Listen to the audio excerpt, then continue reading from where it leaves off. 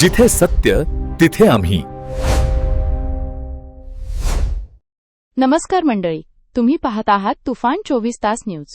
ठाण्यात आज एक हृदयाला स्पर्श करणारा संवेदनशील आणि आशादायी उपक्रम पार पडला आहे.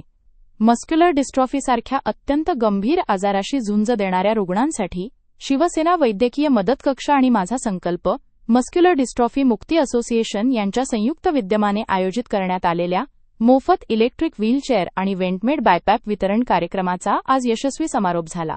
या कार्यक्रमात राज्याचे उपमुख्यमंत्री माननीय श्री एकनाथजी शिंदे साहेबांच्या शुभहस्ते एकूण 15 इलेक्ट्रिक ऑटोमॅटिक व्हीलचेअर्स आणि वेंटमेड बायपॅप मशीनचे वाटप करण्यात आले.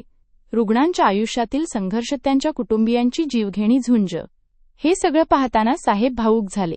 रुग्णांच्या डोळ्यांत आनंदाश्रू आणि साहेबांच्या चेहऱ्यावर अपार संवेदनशीलता. हा क्षण तिथे उपस्थित प्रत्येकाच्या मनात कोरला गेला. आणि याच भावनिक क्षणी साहेबांनी केले एक मोठी घोषणा. डॉक्टर श्रीकांत शिंदे फाउंडेशनतर्फे आणखी 100 इलेक्ट्रिक व्हीलचेअर्स देण्यात येणार. ही घोषणा होताच सभागृहात टाळ्यांचा कडकडाट आणि रुग्णांच्या चेहऱ्यावर नव्या आशेची किरणं उमटली. इतकंच नाही, साहेबांनी आणखी एक भक्कम पाऊल उचललं. ठाणे महानगरपालिकेमार्फत अत्याधुनिक फिजिओथेरपी सेंटर उभारण्यात येणार. या केंद्रामुळे मस्क्युलर डिस्ट्रॉफी रुग्णांना नियमित व्यायाम, उपचार, पुनर्वसन आणि दर्जेदार सेवा मिळणार असून त्यांच्या जीवनमानात लक्षणीय सुधारणा होणार आहे.